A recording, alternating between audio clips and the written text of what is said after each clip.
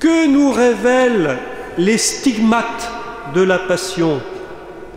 Elles nous obligent à voir en face la réalité objective de notre péché et la blessure immense que ce péché a infligée à Dieu lui-même. Car Dieu, et peut-être est-il important de le redire, Dieu est la première victime du mal que nous commettons.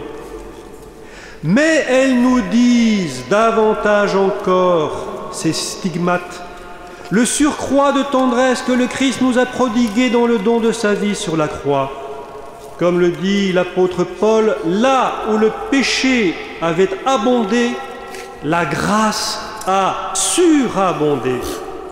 Ainsi, quand la lance a transpercé son cœur, c'est un flot débordant de lumière et de tendresse, c'est un torrent d'amour qui s'est mis à couler sur l'immensité des pécheurs que nous sommes pour les laver, les purifier, les transformer et les réintroduire tout lumineux dans le cœur du Père. Quel mystère! Les plaies même que notre péché a ouvertes dans la sainte humanité de Jésus deviennent le lieu de notre renaissance et de notre guérison. C'est cet amour-là, c'est cet amour fou, c'est cet amour passion que la Bible appelle la miséricorde. Et c'est pour les inviter à croire à cet amour que le ressuscité apparaît le soir de Pâques à ses disciples. C'est comme s'il leur disait, et il nous le dit à chacune et à chacun d'entre nous, « Oui, tu as rompu mon alliance. Oui, tu as méprisé, trahi mon amour. Mais ne vois-tu pas que ma tendresse pour toi est infinie ? Si j'ai offert mon corps au supplice de la croix, c'est pour surcompenser par un amour innocent les graves préjudices que tes infidélités ont causés. Aie confiance en moi. Je ne suis pas venu appeler les justes, mais les pécheurs. Je suis venu chercher et sauver ceux qui étaient perdus. Ne cherche pas à te justifier.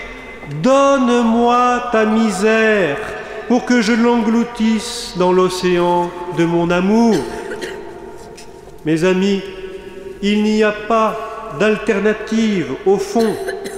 Ou bien l'on choisit de se replier sur son passé de péché en marinant dans le jus de sa culpabilité, et alors le risque est grand de se noyer dans le désespoir. Ou bien l'on choisit de regarder Jésus, on regarde ses propres blessures dans les siennes, et alors on tombe dans l'amour infini pour se noyer dans sa lumière. Je vous en supplie, optez pour ce deuxième choix. Les flots du dépit sont puissants, mais plus puissant encore est le fleuve de la miséricorde. Il suffit pour cela d'un acte de foi, d'une décision intérieure et libre, et c'est la vie nouvelle de Pâques qui vous emportera dans sa victoire. La miséricorde est un don à contempler. La miséricorde est aussi un don à accueillir. Oui, car on ne connaît la miséricorde que par l'expérience qu'on en fait.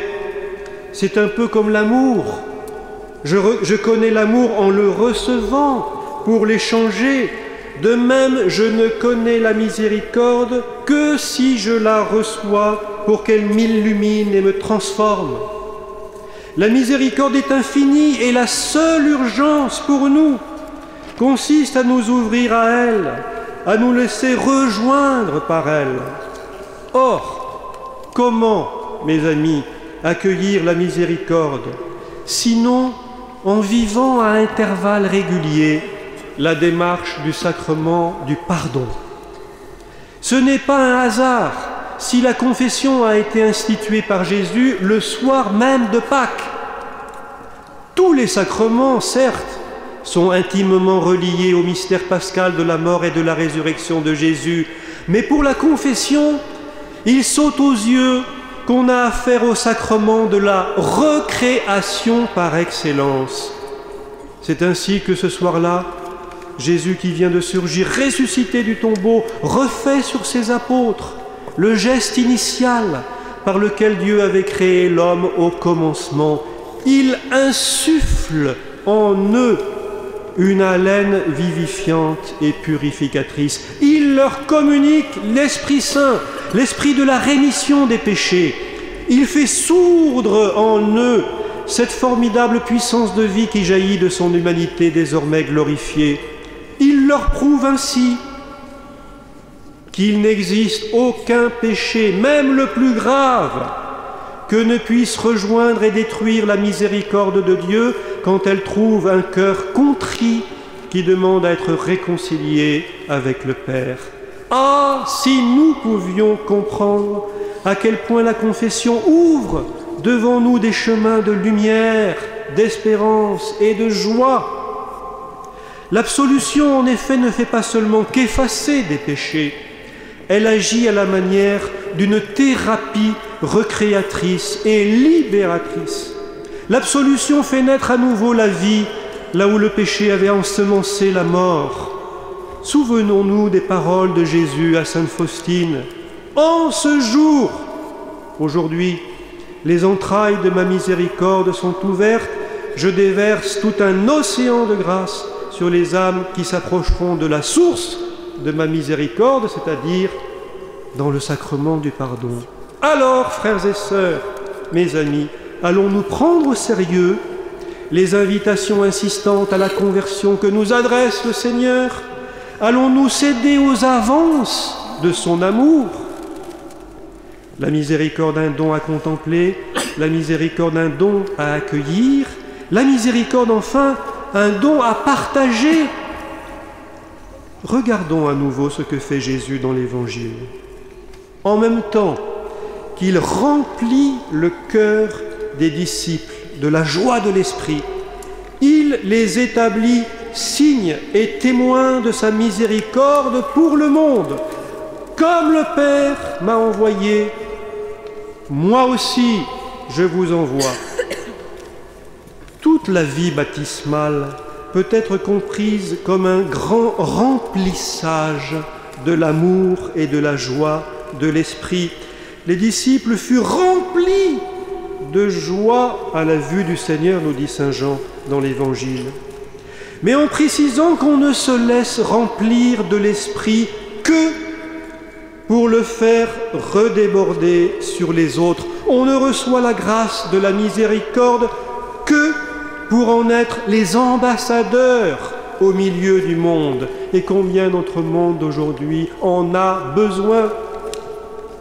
Et c'est la prière que nous pourrions ensemble exprimer en ce dimanche de la divine miséricorde. Priez pour qu'à travers notre témoignage de croyants, la caresse de Dieu, comme dit le pape François, puisse parvenir à tous les hommes. Priez pour que par nos paroles et nos actes, nous rendions la tendresse de Dieu visible pour toutes ces créatures.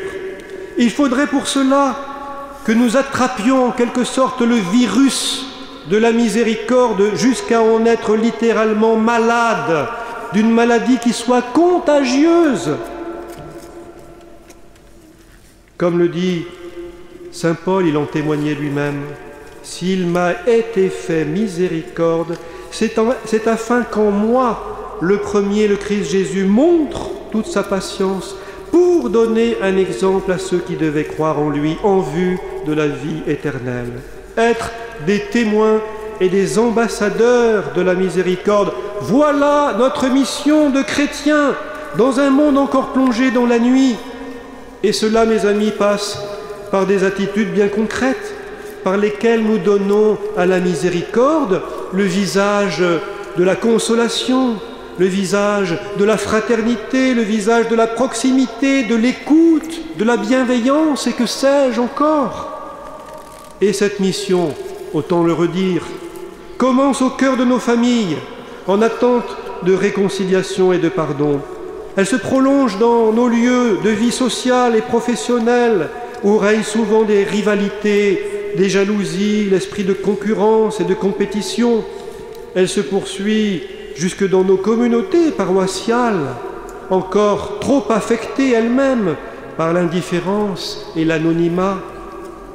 Frères et sœurs, demandons au Seigneur de comprendre à quel point sa miséricorde est infinie. Demandons-lui de retrouver la joie du pardon. Demandons-lui le courage de vivre des démarches de réconciliation dans nos propres familles, dans nos communautés, avec nos amis, nos voisins, dans nos milieux professionnels. En ce dimanche de la divine miséricorde, rendons grâce au Seigneur, car il est bon, car éternel est son amour.